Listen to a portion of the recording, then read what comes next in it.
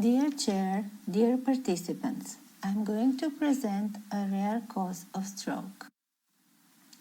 I present a 37-year-old female with a sudden onset of physical weakness on the right side of the mouth, slight motor weakness of the right arm and speech difficulties that lasted several minutes.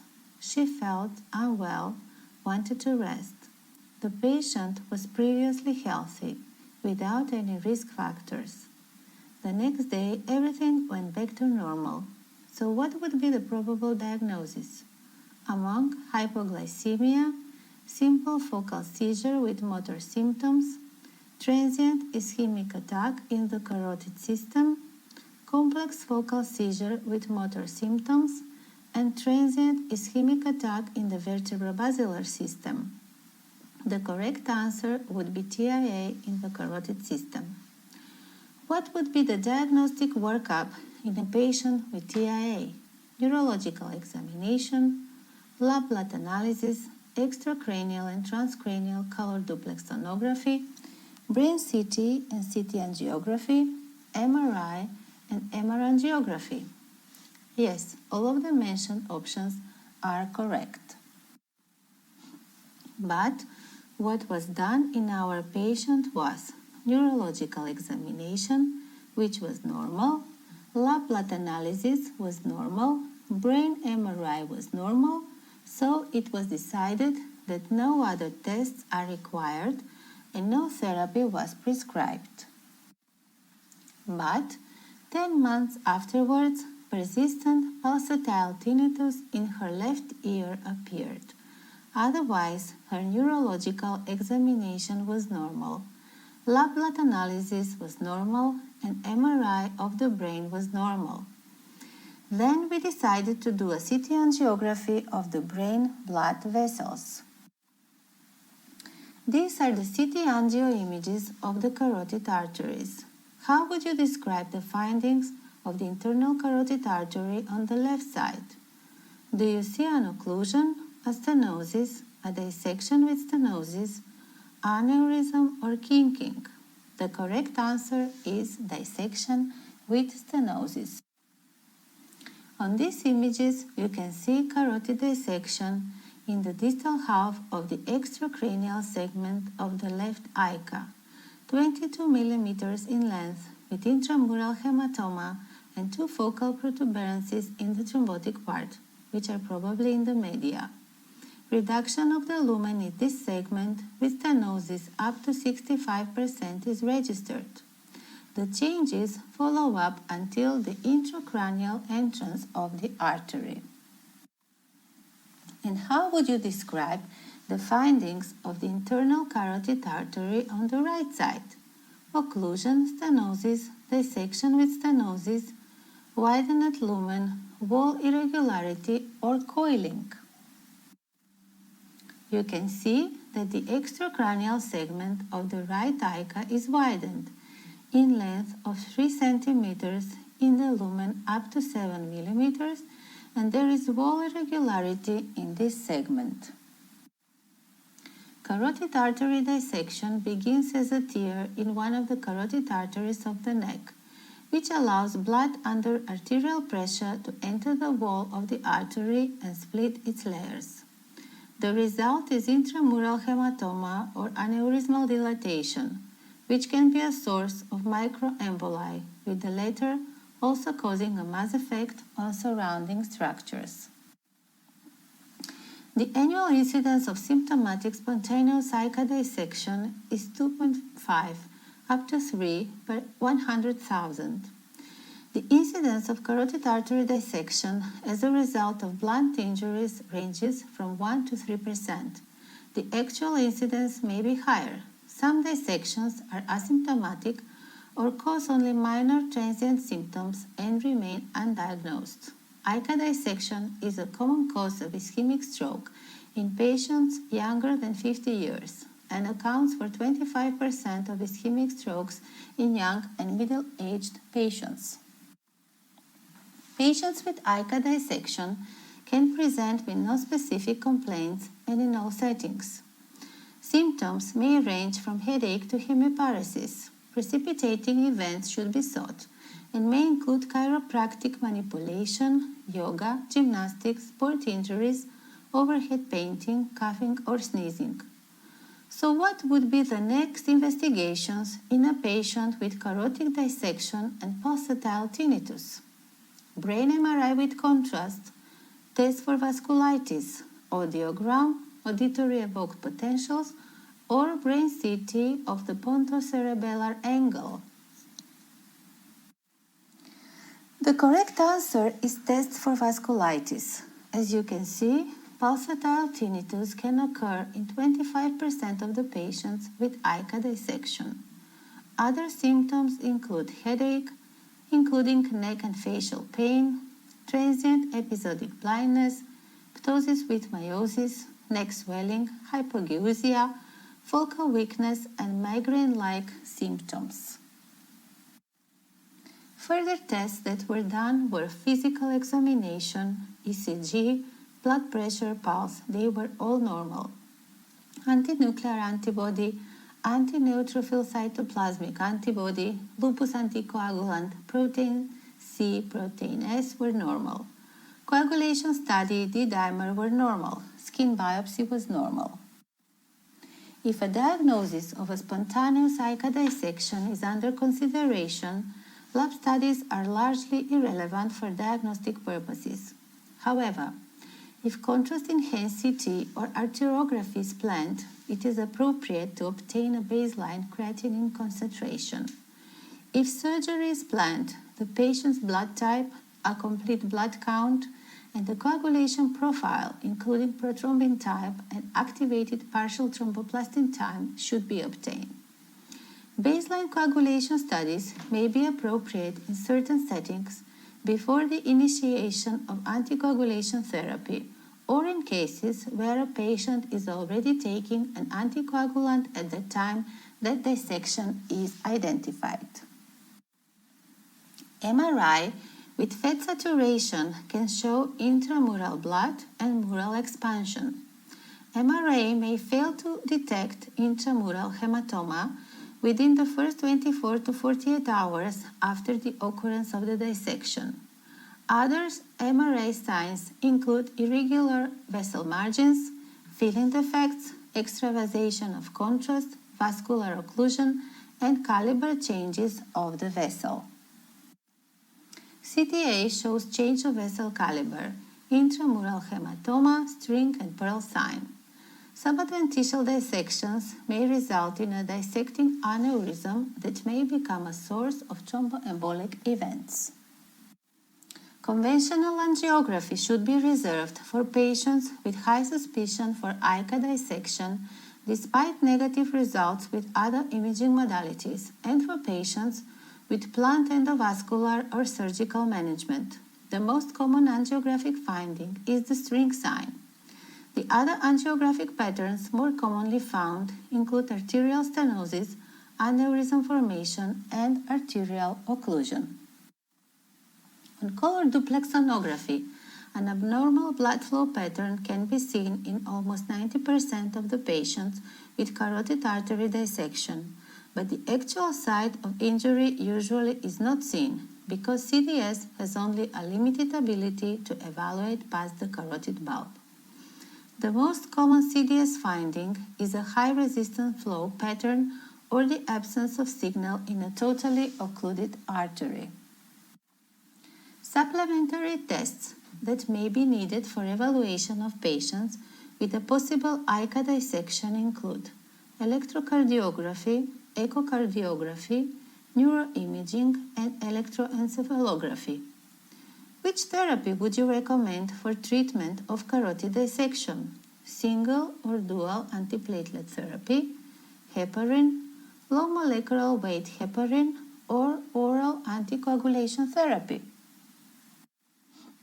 There is no general consensus regarding optimal management of ICA dissection.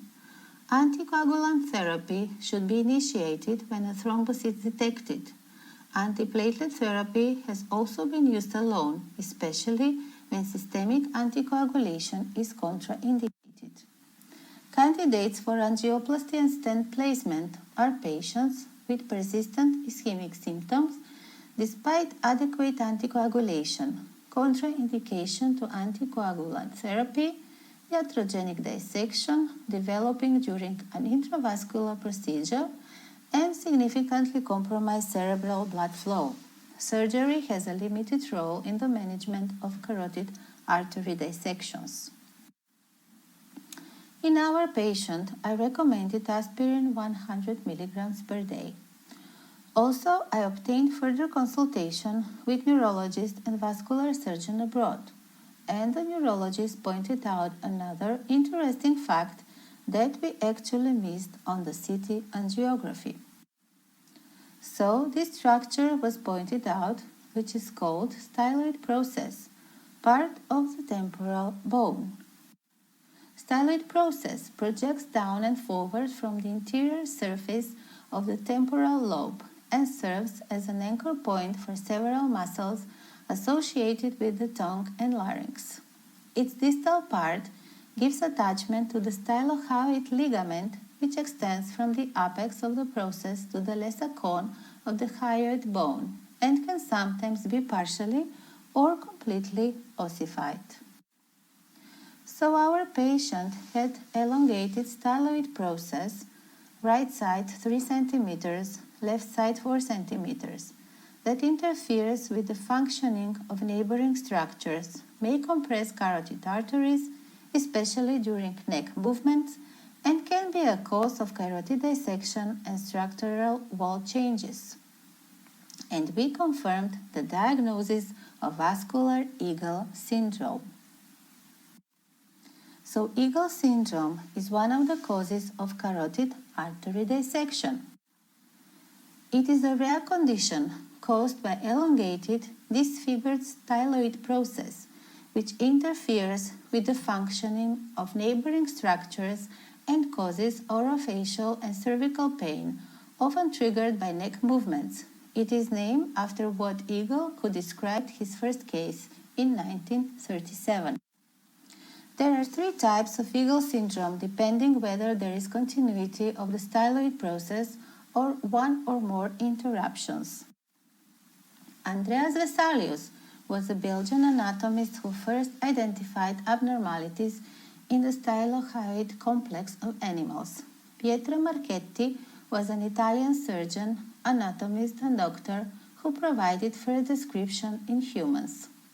Watt Eagle was an American otorhinolaryngologist who first described the combination of pain associated with an abnormal stylohyoid complex and later reported a case series of over 200 patients. Eagle found that 4% of patients that have abnormalities with their stylohyoid complex have pain. He described 2 different presentations, classic type and carotid artery syndrome. He proposed that surgical trauma, tonsillectomy, or local chronic irritation causes osteitis, periostitis, or tendonitis of the styloid process and the stylohyoid ligaments, which result in reactive ossifying hyperplasia. Further studies examined the relationship between tonsillectomy and Eagle syndrome and did not find the same relationship. Lentini thought that persistent mesenchymal elements could undergo osseous metaplasia in traumatic or stressful event. Epifanio thought that ossification of the styloid process corresponds to endocrine disorders in menopausal women and ossification of other ligaments. Gokce found out that patients with end-stage renal disease had abnormal metabolism of calcium, phosphorus, vitamin D metabolism, and had heterotopic calcification, which caused elongation of styloid process. Shakerji analyzed 3D CT scans of 542 patients and indicated relationship between the presence of arcuate foramen and elongated styloid process.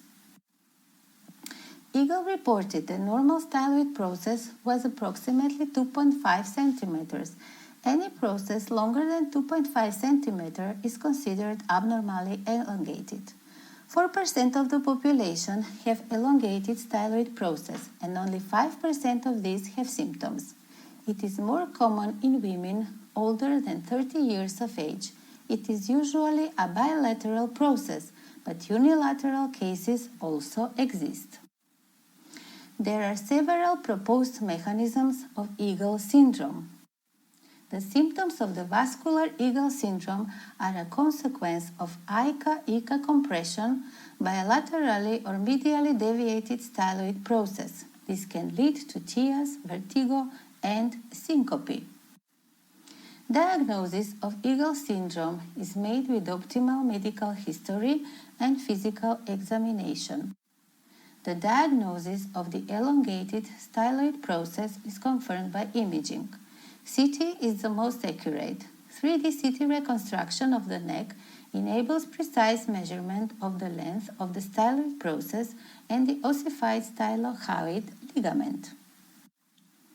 Management of Eagle syndrome. Conservative treatment consists of analgesics, antidepressants, anticonvulsants, transpharyngeal injection of steroids and lidocaine, diazepam, nonsteroidal anti-inflammatory drugs, and application of topical heat. The most effective treatment is surgical shortening of the styloid process, either via an intraoral or external approach. The advantages of an intraoral approach are the simplicity of the technique, reduced operation time, achievability under local anesthesia, and absence of any visible external scar. The most significant advantage of an external approach is enhanced exposure of the styloid process and the adjacent structures, which overshadows all other benefits. It also aids the removal of a partially ossified stylohyoid ligament. But surgical failures in up to 20% of patients have been reported. 3 years after our patient receives aspirin 75 mg per day, she refused surgical treatment. Control brain MRI and MRA showed low-grade stenosis in the left ICA. Her neurological examination has been normal and she did not have any other vascular events. Patients should be closely monitored for delayed ischemic or embolic neurologic symptoms and for the hemorrhagic side effects of antithrombotic medication. Ischemic or hemorrhagic strokes may occur. If anticoagulation is initiated, it should be continued for 3 to 6 months with appropriate follow-up for international normalized ratio and prothrombin time monitoring. The target range for INR should be 2 to 3. Follow-up with CTA, CDS, or another angiographic imaging modality should be done several months after the event to re-evaluate the dissection. Prognosis depends on the severity of the initial ischemic injury and the extent of collateral circulation. Risk of recurrence is highest in the first month and then remains 1% per year for about a decade. In conclusion, the diagnosis and management of vascular Eagle syndrome is not easy. It is important to understand the diagnostic workup, adequate imaging, and best treatment options. Treatment is complex and best undertaken with a multidisciplinary team. Surgery to excise the elongated styloid is recommended, but is fraught with complications like injury to the facial nerve. Clinicians should always consider conservative therapies first. I thank you for your attention.